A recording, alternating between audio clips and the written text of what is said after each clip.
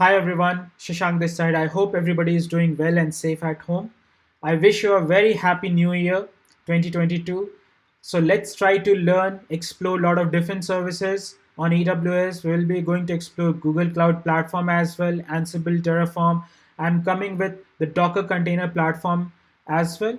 So let's try to explore this new year with a lot of good services from all the cloud vendors that what I know, and I will try to explore a lot of different production based scenarios. Having said that, this is the first video of this new year. It is related to the network model, network content delivery model, I would say, relates to application load balancer, network load balancer, how you can get the static IP address. This is one of a production based scenarios that I used to deal with a lot of customer where they ask me, hey, why can't you give me a static public IP address if you are a multi-tenant model on application load balancer? So the answer is quite simple.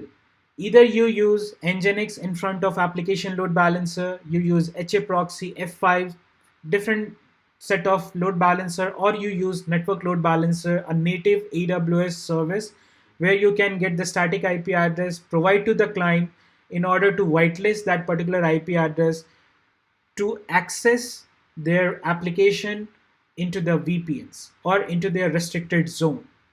So this is basically what we'll be going to deal in today's video, where a client will try to browse a website into their environment, and if they are restricted, their firewall is restricting that particular environment, then we'll provide them a static IP address with the help of AWS network load balancer. Internally, we'll be going to use application load balancer, which is a multi-tenant model. Now we can host almost 200 application within AWS application load balancer. Earlier, the limit was 100, now it has been increased to 200. So ALB will be acting as our internal load balancer, NLB will be acting as our external load balancer. So before proceeding with this particular diagram, just want to let you know why the requirement was raised of this particular environment. So try to think of a scenario, try to think of a case where you are a customer, you are using my product. Now your environment is quite restricted. You are not allowing a lot of public website to be browsed into your environment. Like if you're connected to VPN and if you're trying to hit google.com, it's not working. In order to allow google.com, you have to whitelist the IP address or the DNS into your firewall to allow google.com to work into your environment. The same scenario comes over here where you are a customer and you are connected to a restricted zone, and my product is not getting browsed into your environment. So what you have to do, you have to allow a public IP address. Because my application is public, you have to allow that IP address or the DNS into your firewall to browse my application into your environment as part of the customer experience. How can we achieve this? Why can't we achieve with only application load balancer? We can achieve this with application load balancer as well. But in order to do that, we have to use ALB DNS to be whitelisted into your firewall. But in today's world, most of the firewall doesn't support the DNS whitelisting. So that's why we have to use IP address. Why can't we use ALB IP addresses? Because ALBs are dynamic in nature. When I say dynamic, whenever the load goes high, the IP address in the background, the virtual IP address at the load balancer in the background gets changed. That's how ALB works.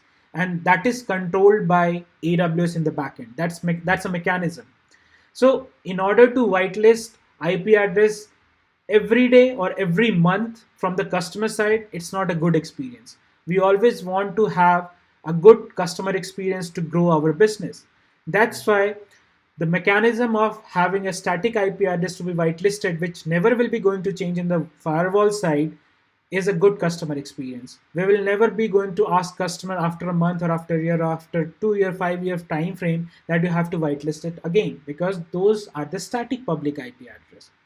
Now, in order to do that, you can use Nginx, you can use HA proxy, you can use F5s or different tools, or you can use AWS native service, which is network load balancer, that does support the static IP addresses. So as per the diagram, if you see, we have a client. Now, client is trying to browse a website. Let's say abc.com. It is my product hosted in my AWS environment. Now, In order to do that, client has to whitelist the static IP address into their firewall. What I will be doing, that I will create two load balancer. One is external, which is my network load balancer. One is my internal application load balancer, where layer 7 logic happens, HTTPS traffic, I would say, that happens at AWS ALB. Now, internally, we can host hundreds of application, 200s of application within my AWS ALB. And the entry point will be as acting as our network load balancer, which holds the traffic of static IP addresses. So client will hit abc.com, it will go to network load balancer, and it will pass to internal ALB, where it will read out a rule. If it is abc.com, route the traffic to ABC target group. If it is 123.com, route the traffic to 123 target group. That's how the mechanism will be going to work for us. And we will do an NS lookup to network load balancer DNS, take the IP address, or you can define your IP address as well while creating the network load balancer, and give it to the client for whitelisting. So even if client, they are in a restricted firewall zone, they can allow the IP addresses into their firewall, and they'll be able to browse my application as a customer. So that's how we can achieve. So you have to use network load balancer, which is an AWS native service, and internal ALB, where we'll be hosting our application. So I hope this clears a lot in terms of this particular case. And guys, this is very important case that I have dealt with a lot of customer, where they ask me to provide the static IP address.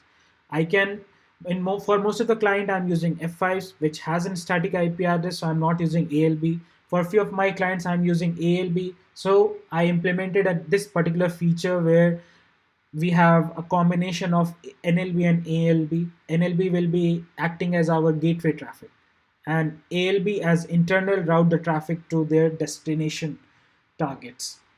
Now, in order to do that, how we can achieve this particular model? So for that, let's go to our AWS Management Console. So this is my AWS Management Console. As you can see, I have two EC2 instance already created. Now, if I browse, let me show you the results. This is my first web service, which is as welcome to page 1. And if I browse the second one, I will see welcome page 2. Okay. So what we have to do, what are the requirements to achieve this? For that, first of all, we have to go to VPC. We need two public subnets because of the load balancer availability zone, high availability zone, and two private subnets for internal load balancer. Public subnets are required for external load balancer. Why 2 is required? Because it's a requirement to make it highly available in nature. It has to be in two different availability zone. Now, if I go to my VPC, this is my VPC that I use a lot. I go to subnet now, search for it. As you can see, I have one public subnet. So go to the route table. I have a NAT gateway attached to it. Now we have public subnet, internet gateway, another public subnet with same route table, and we have another private subnet with NAT gateway. Now this private subnet is in 1C and 1A. So you have to make sure whatever availability zone you are selecting for network load balancer, the same availability zone you have to choose for your application load balancer, so that it can match. Now, if I see my public subnet 2. So this is in 1B, this is in 1A, and we have in 1C as well public subnet 3. So I'll be going to use public subnet 1, public subnet 3, private subnet 02, and private subnet 01. Sorry. So this is the basic requirement that we need to have before creating all our load balancer.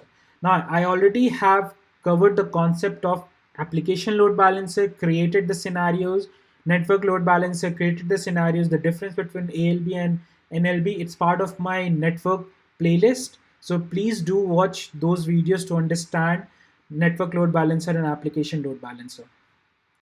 So let's go to the load balancer. you have to visit EC2 dashboard.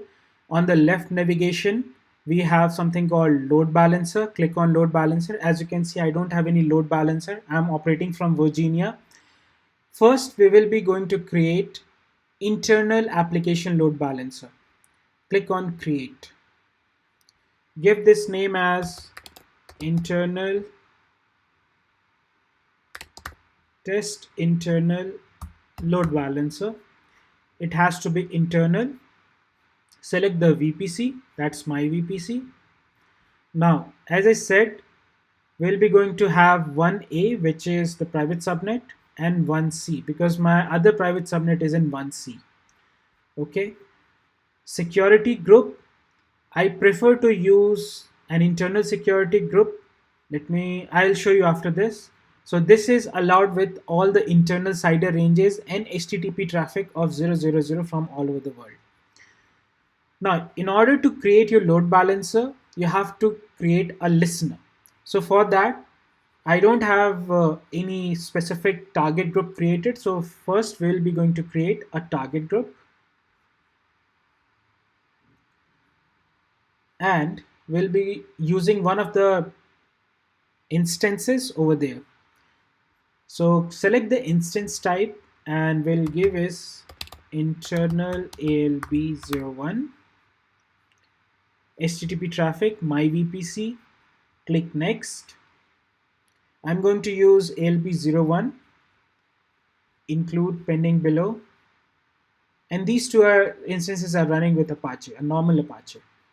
Now let's go back to load balancer, refresh it. You will see internal ALB's target group is created and click on create load balancer. So this will be going to create my internal load balancer with listener as 80. I don't have a certificate, SSL certificate, a valid one to create HTTPS listeners. So that goes to internal ALB. The next step is to create, and that's where the mechanism of this particular environment will work, because NLB always works with TCP UDP traffic.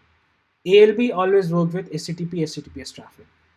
And how we will be going to use ALB, because now ALB is internal. How you can connect ALB? The question is how you can connect ALB as a target of NLB, because NLB will be acting as your gateway entry for your application, and internally ALB will be routing the traffic to all your certain rules application, whatever we'll be going to create.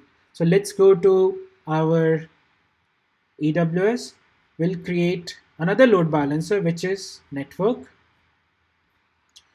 We'll give this as external NLB. It will be internet facing IPv4, my VPC, and we will be selecting the public subnets, because as you can see, if you select the private subnet, it will show you are creating an internet facing load balancer. So you have to create a public subnet having an internet gateway attached to it. So that's 1A.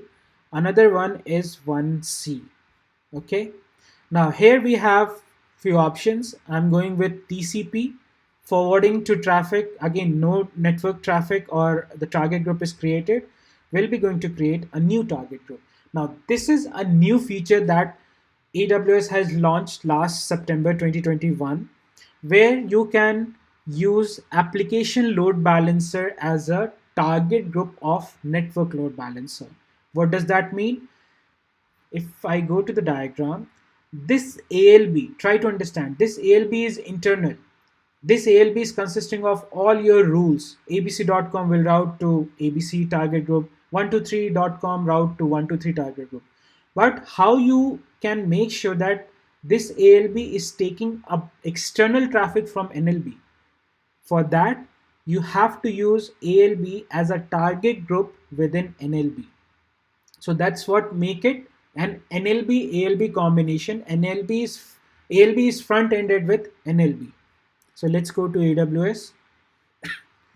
I will give this as ALB target group, port 80 target group, my VPC, click next. Here you have to select the ALB that you have created, which is in the provisioning state. Click create target group.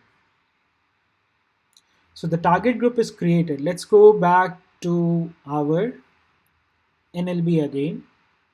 Click refresh. Here you see ALB target group. And finally, you have to click on create load balancer. Now what this will be going to do, so this takes time because what it's trying to do in the backend, the network load balancer, mistakenly I have written as NAB. It should be NLB. So that's my mistake, sorry. But name can be anything. Now, if you go to the listener, click on ALB target group.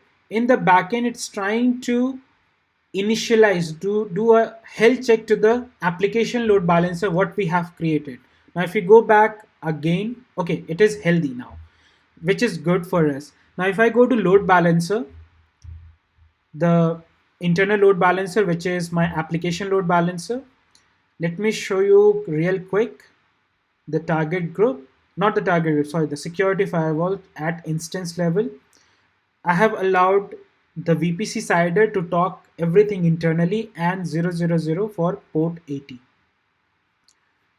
As you can see, HTTP traffic, port 80 from all over the world to listen from the external traffic, and 10008 for all my internal traffic. Let's go back to load balancer again. Go to the listener of, I'm going to the internal load balancer. Click on the target group, which is the default one. Let's see what's the value over there. If it is green or red, it should be green because the network load balancer target group is showing as green, which means the health check for the application load balancer has been passed. Okay, it's healthy. Now, how you can test that? Go to the load balancer again. You cannot hit the internal load balancer directly from your browser because it's internal in nature. So if I try to hit the internal load balancer, it will try to search this from the DNS perspective, but finally it will fail or requests will be going to timeout because it is internal, everything is into the private subnets. Now let's go back to external load balancer, copy the DNS name and try to hit. As you can see, the default page, because I've selected, if you remember, I selected page 01, ALB01 node at the default of application load balancer. That's what it's showing to me. Okay. Now, how you can host your application. So go to your application load balancer, which is internal, listener, click on view edit rule. Here we'll be going to add up a rule with the source IP because I don't have any DNS created for me. So what I can do, let me see my IP address. What is my IP? I'm just allowing this from my IP address /32 forward to internal ALB01. No, not this one. So first we have to create a target group over here. So again, let's go to the target group and click on create target group. Instance level, which is internal ALB02. Name can be anything. Select your VPC. Next, here I'm going to select the 02 node, which is holding my application. Include, click on create. So target group is created now. Go back to the load balancer again. Click on view edit rule. Now we will be going to add source IP /32 forward to, it should be this one. Save it. Now, whenever I hit, so if you click on ALB2, it will try to do a health check again on port 80. If it is green, then only my application will work. Otherwise, there is some issue with my configuration. So click on targets. It's healthy because it is just Apache running on this server, so that's why it is too fast. Now, if I try to browse my external load balancer, because I'm now hitting only from my public IP address, I should get node 2. It's a cache. Yep. Welcome to page 2, which is coming from my other node. So that's how the configuration, the NLB ALB combination works. Now, if I copy the DNS and try to do an NS lookup,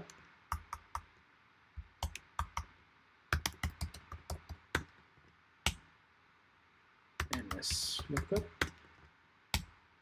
So these are the two static public IP addresses that what we are getting from the NLB.